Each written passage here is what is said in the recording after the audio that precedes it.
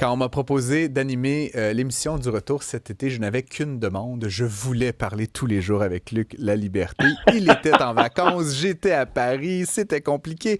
Mais enfin, à partir d'aujourd'hui et jusqu'à la toute fin de cette saison estivale, j'aurai l'immense plaisir de parler avec notre spécialiste en politique américaine. Et on a convenu aujourd'hui de faire un petit tour d'horizon. Luc, on n'a pas une heure, hein, on va faire ça dans le temps d'une chronique. Voilà. Mais bon, quelques dernières nouvelles là, de ton point de vue qui ont marqué l'actualité politique américaine ces dernières semaines, Luc. Ben voilà, puis écoute, en passant, c'est notre première, donc j'étais particulièrement content de te retrouver. On avait eu l'occasion d'échanger un peu l'été dernier, donc c'était beau retour de vacances. On atterrit en douceur aux côtés de Parfait. Francine Gosselin. Maintenant, Donc, assez de écoute, flatterie, passons aux choses sérieuses, voilà. Luc. L'Iran, la Cour suprême, les immigrants, le Big Beautiful Bill, on en a beaucoup à couvrir et peu de temps. Allons-y dans l'ordre.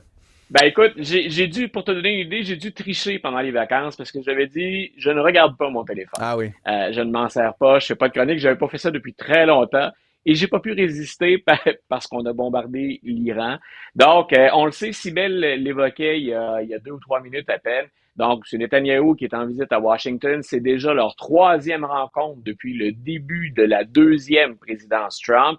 Et il y a toujours, on est assis entre deux chaises quand les deux hommes sont ensemble. Donc, il y a ce dossier avec l'Iran, puis on devine que la sensibilité ou l'urgence n'est pas tout à fait la même du côté de M. Trump que ça peut l'être du côté de M. Netanyahou. Et c'est également vrai pour le Hamas. M. Trump a joué, donc il a sorti, il a roulé des mécaniques, on a envoyé ces fameuses bombes capables de percer à des profondeurs le sol. Maintenant, les véritables résultats de ça, on ne peut pas dire qu'on a pêché par un excès de transparence, mais les Américains ont quand même ouvert le feu. On a quand même bombardé l'Iran. Puis on a dit, ben, est-ce que c'est assez pour calmer le jeu en Iran?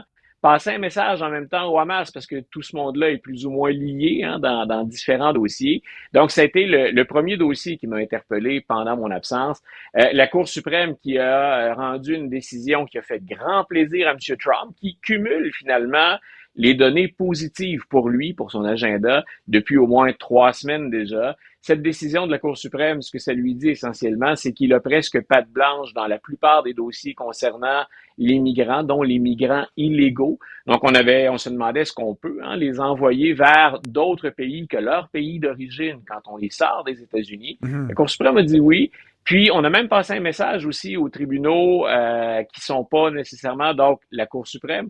Tout ce qu'il y a Les niveaux autour, inférieurs, là. voilà, tout ce qui n'est pas la Cour suprême, on a dit, écoutez, quand un président prend une décision, quand c'est l'exécutif qui se manifeste, il y a peu de chances que finalement ce que vous allez décider dure ou perdure.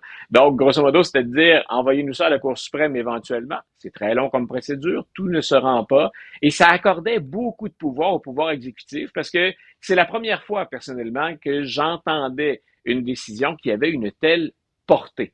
Donc, beaucoup de choses qui débouchent sur la semaine actuelle. Cette rencontre avec M. Netanyahou, j'ai hâte de voir effectivement les résultats qu'on va en avoir parce qu'il n'y a pas de médias cette fois. Sibelle le soulignait correctement, ce n'est pas prévu. Et en même temps, non seulement on est assis entre deux chaises, on parle de l'Iran, on parle du Hamas, mais ce que souhaite Donald Trump, c'est préserver une image de pacificateur. C'est, comme on l'avait fait avec les accords d'Abraham, tenter d'établir une zone d'échange sécuritaire dans cette région-là. S'il y a un objectif plus pressant ou majeur pour les Américains, c'est celui-là. Et c'est là où M. Netanyahou n'est pas tout à fait dans le train. Donc, il n'est pas tout à fait dans la même lignée. Est-ce que les deux hommes sont capables de s'entendre sur les conditions actuelles du cessez-le-feu? Hamas et Israéliens se parlent par personne interposée aujourd'hui, juste avant cette rencontre-là. Donc, moi, le cessez-le-feu, j'y crois. Ce que le Hamas aimerait, c'est que non seulement il y ait un cessez-le-feu de 60 jours, mais on discute déjà de l'après 60 jours. Et là, M. Netanyahou veut rien savoir. Donc, on verra si ça accroche ou si on parvient tout le moins, ne serait-ce qu'à court terme, à se cesser le feu. puis à laisser entrer l'aide humanitaire qui fait cruellement défaut depuis un bon moment déjà. Si ça accroche aussi, M. Netanyahou s'accroche, hein, parce qu'il y a quand même aussi derrière tout Oui, ça, j'ai l'impression, un calcul politique très, très tout à fait. égoïste qui est celui de M. Netanyahou. C'est que le jour où il n'a plus la guerre permanente contre tous, hein, sa propre légitimité comme chef de l'État israélien est peut-être remise en cause quand même. Et, et Euh, voilà, et on regarde ça avec un peu de perspective. On est plus loin, nous, du théâtre des opérations, mhm, mais tu as bien raison de le souligner. En politique intérieure, son gouvernement est plus populaire maintenant. Donc, il y a aussi, on n'a pas aimé nécessairement l'ensemble de l'attaque, mais quand on regarde comment se comporte le Hamas, comment se comporte l'Iran, ça joue en faveur de Netanyahou, puis d'un cabinet qu'on jugeait particulièrement dur et radical. Donc, il y a effectivement, on s'en cachera pas, un volet très politique. Hmm. Terminons peut-être en parlant de ce fameux Big Beautiful Bill qui a finalement Ouais. été adopté là, par les deux chambres. Est-ce que tout ce qu'on lit à ce sujet est vrai, Luc La Liberté? Écoute, ça, c'est le sujet pour lequel je me suis dit, j'ai tellement hâte d'échanger avec Hmm. Francis parce que nos formations premières sont complémentaires dans ce dossier-là. Je pense que c'est un mauvais budget pour les États-Unis en lance-garde à moyen puis à long terme. C'est pas dans cette direction-là que le gouvernement américain devait aller, qu'il soit républicain ou démocrate. Mhm. Ce que je considère aussi plus au plan politique, c'est les élections de mi-mandat, ça vient vite. On est constamment en élection aux États-Unis. C'est une boucle, ça tourne très, très rapidement. Il a peu de temps pour convaincre les Américains des biens fondés de ces mesures, Donald Trump.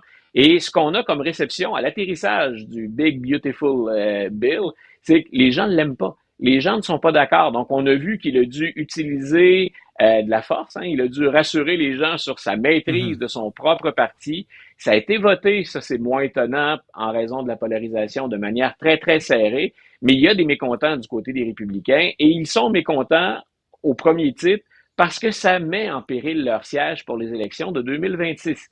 Il faut rappeler pour le bénéfice de tout le monde donc que les élections de mi-mandat, on renouvelle le tiers du Sénat, on peut renouveler l'entièreté de la Chambre des représentants et que les républicains ne jouissent que d'une minorité très faible dans les deux chambres. Donc la marge de manœuvre n'est vraiment pas très grande.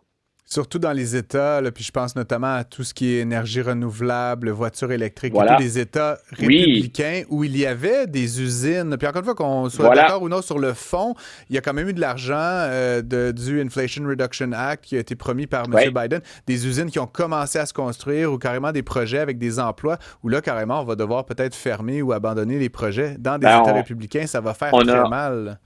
on a beaucoup parlé quand on a parlé de ce budget-là. Bien sûr, je l'ai fait moi-même. Là, on a parlé de la dette qui risque d'augmenter, pas Mhm. qui va augmenter, pas qui risque d'augmenter. Ouais. On a fait aussi, bien sûr, on a joué hein, cet écart très grand entre les très, très riches et les moins fortunés aux États-Unis. On le faisait avec raison. Mais j'aime bien que tu ramènes sur le tapis tout ce qui était mesures liées à l'environnement ou mesures dites vertes. On a sabré là-dedans de manière brutale. On peut être pour ou pas, on peut y croire ou pas, mais Mhm. ça vient avec des emplois, ça vient avec des choses qui étaient déjà en cours, puis ben, ça met tout ça en péril maintenant, dès maintenant. On va garder le plus crunchy pour demain, hein, parce que j'aurais beaucoup voulu t'entendre sur Elon Musk, mais franchement, si on ouvre cette boîte de Pandore, il faut annuler toutes les autres entrevues de l'émission. Donc, Luc La Ah, et c'est Liberté, très intéressant. Il y a du bon et du moins bon là-dedans. J'ai très hâte qu'on en discute tous les je deux. nous le garde en réserve pour demain. On a quelques autres Parfait. sujets à couvrir, mais on va rattraper là, notre dette d'actualité au courant de la semaine, puis après ça, on va pouvoir vraiment suivre les choses jour après jour. Merci beaucoup, Luc, et grand plaisir de te parler demain. Bonne fin de journée, Francis.